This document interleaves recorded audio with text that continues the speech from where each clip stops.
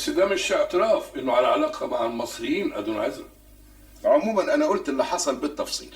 المناقشة دي بتحمل معاني واضحة. هو قال لي ما اتصلش بيه قبل اسبوع. المرة دي هندي المصريين درس عمرهم ما هينسوه.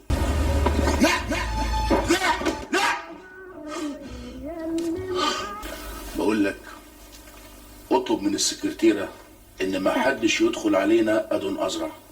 انا عاوز مسؤول عشان اعرف اتكلم معاه. انا لما عملت اللي عملته واتعرضت للي اتعرضت له، انا لما اتسجنت واتشردت وجعت وحفيت، انا عاوز اقابل المسؤول ده النهارده. فاهم ازرع؟ النهارده مش بكره. انت تعرف حد اسمه عزرا صمويل؟ عزرا صمويل، عزرا صمويل، اعتقد ان انا سمعت الاسم ده قبل كده. ماله عزرا؟ لما لقيته في الحالة دي اضطريت اني اجاريه عشان اخد كل اللي عنده. وهو صدقك؟ المسألة دي مش انا اللي